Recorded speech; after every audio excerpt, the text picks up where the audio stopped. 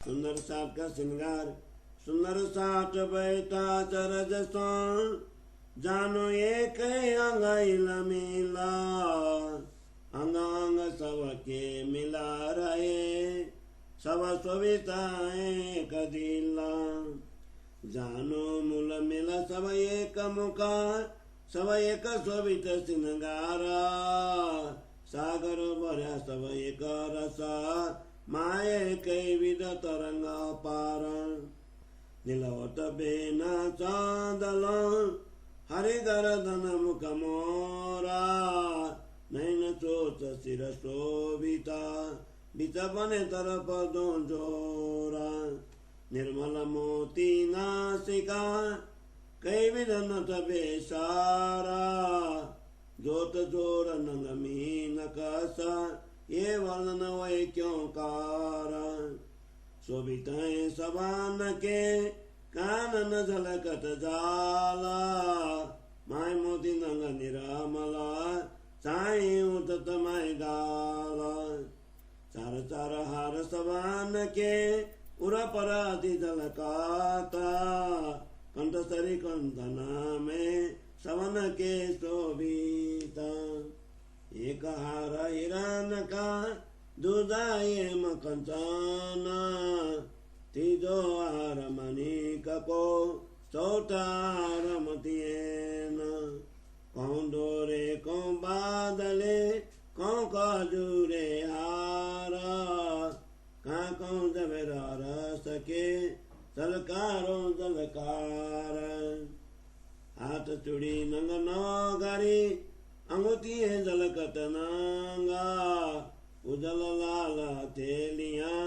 पहुंची नंग कैरांगा जैसे स्वरूप सके पूछन तीन फाका यहीं रवे सब अस्तर जवेर के ये अंग बड़ी रुआका जैसी शोभा भूषण की कौन तैसी शोभा मस्तारा कछु पाइये शोभा स्वरूप की जो कोले रुआ नजारा बस्तरों के नंग क्यों कहूँ कई जावे जोता सभी भाई एक रोशनी जानु गंजम्बार जोता अतंत नंगारा सके और नरम जवेरा तंता अतंत रस रसायन खुबी कुछ भयति बेकाता कौन के ते नाम जवेरन के रसायन नाम अनेका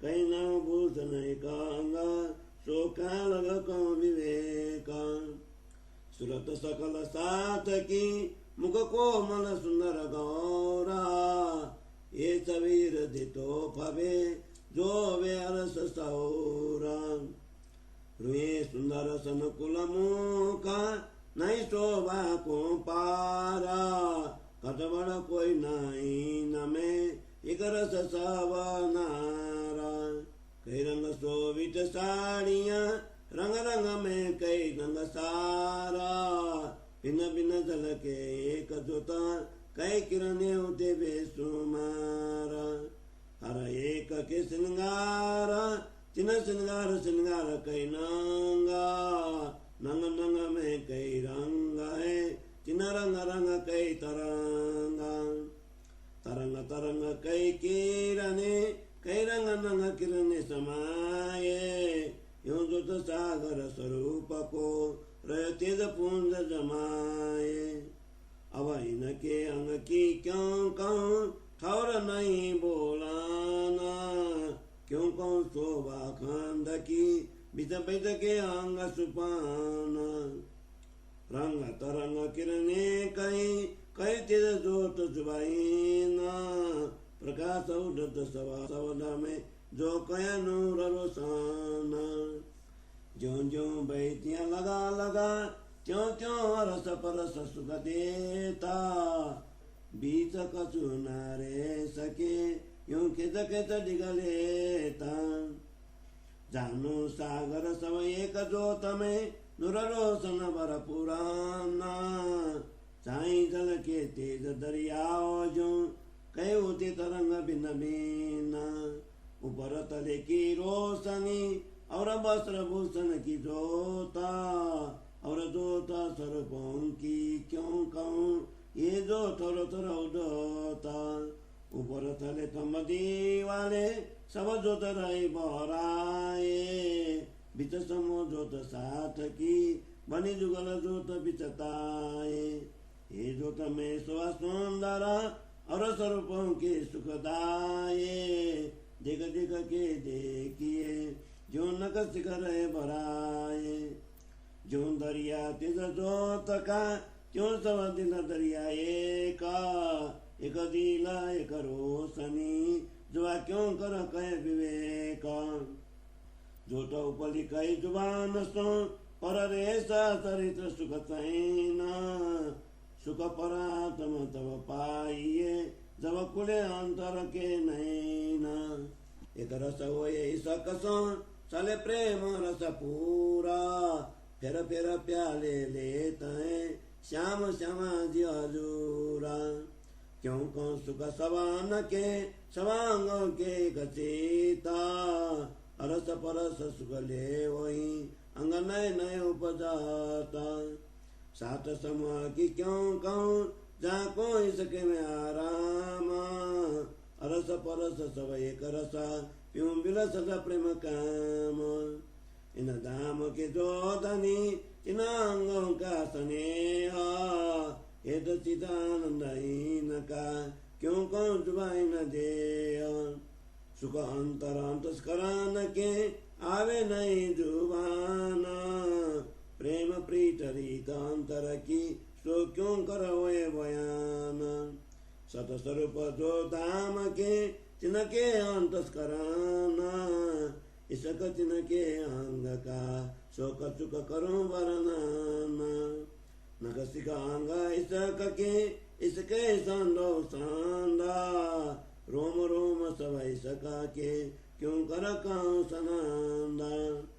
अंतस करना इसक के इसके चित चितवाना, बाधा करे इसक की कतु देखे ना इसका बीना। तत्व गुणांग इंद्रिया सब इसके के बिगाला, पका सारे इसके सब इसके रैल मीला।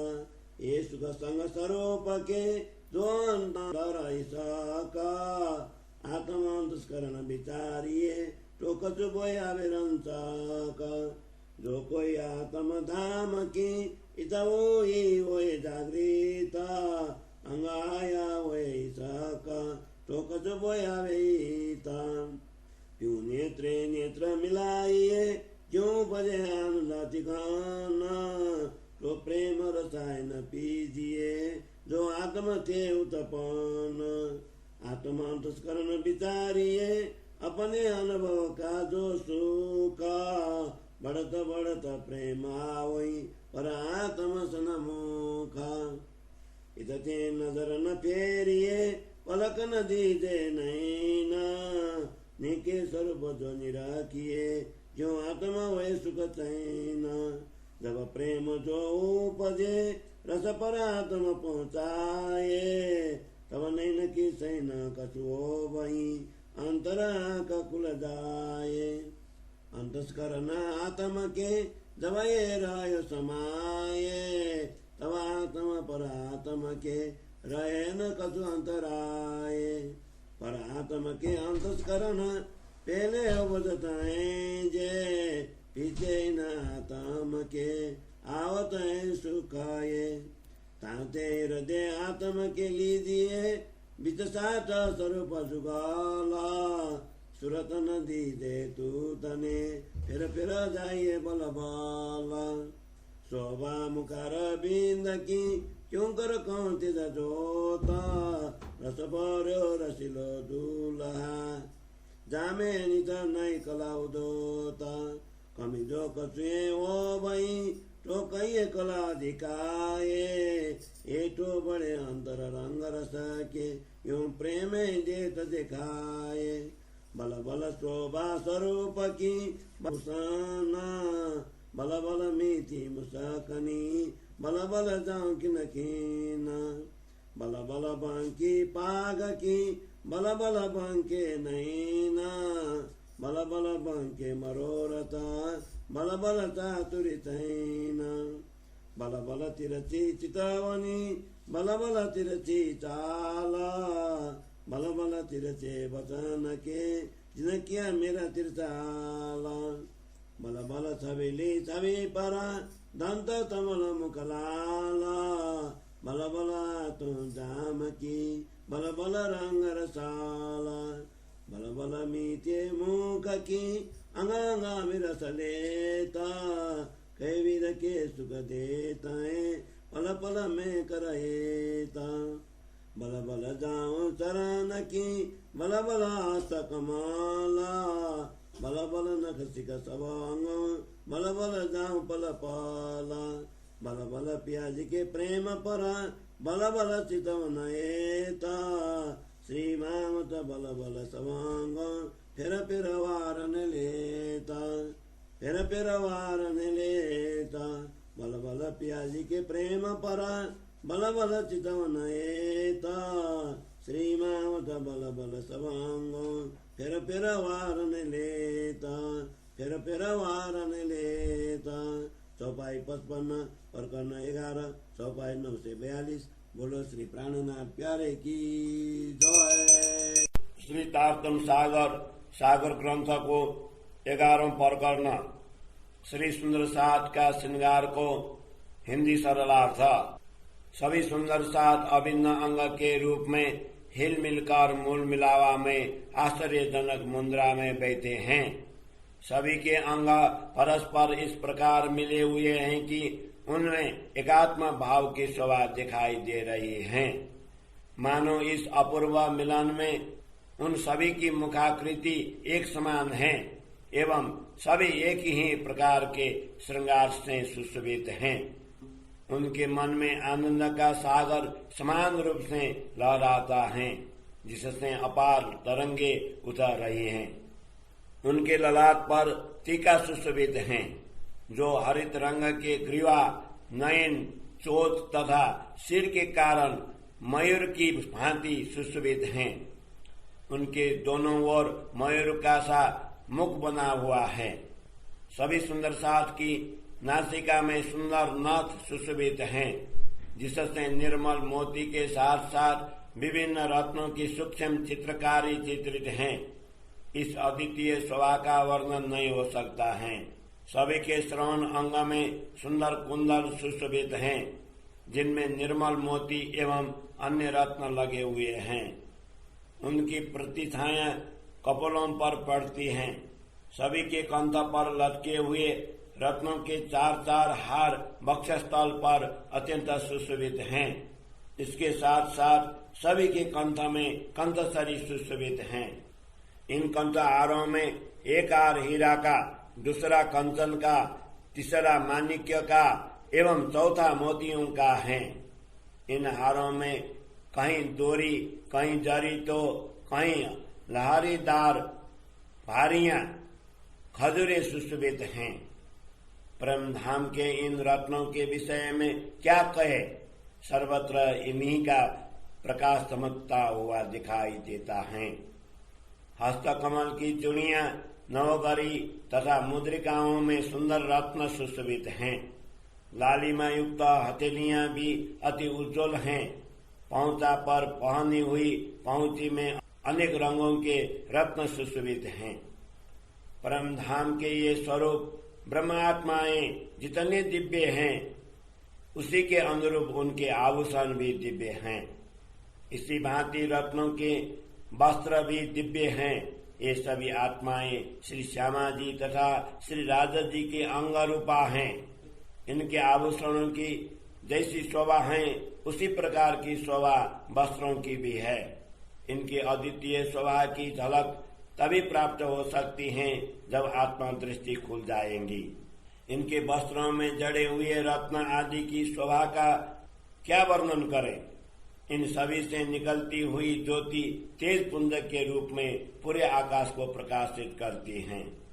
परम धाम के ये अनंत रत्न अति सुकोमल प्रतीत होते हैं। इसी प्रकार यहाँ के रसायन की भी यही विशेषता है, उनसे अपार सुगंध फैल जाती है। कितने रत्नों का नाम लिया जाए, यहाँ पर तो रसायन भी अनेक हैं। इसी प्रकार एक अंग में धारण किए जाने वाले आभूषणों के भी अनेक नाम हैं, उन सभी का कहाँ तक विस्तार करें।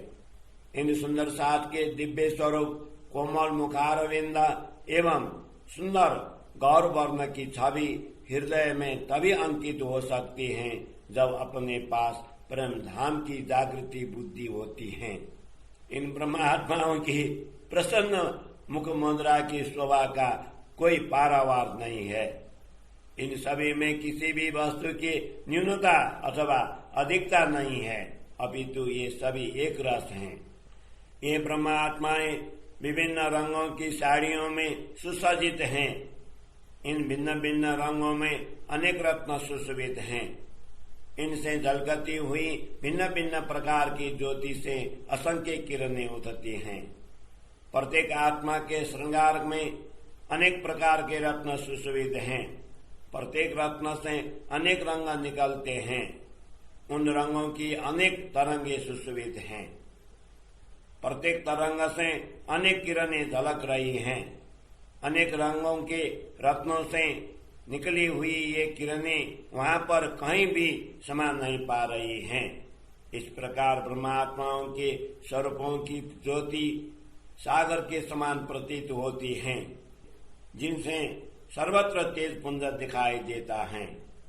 अब इन आत्माओं के अंग प्रत्यंग का वर्णन कैसे करें? इसके लिए तो उपयुक्त शब्द भी नहीं है।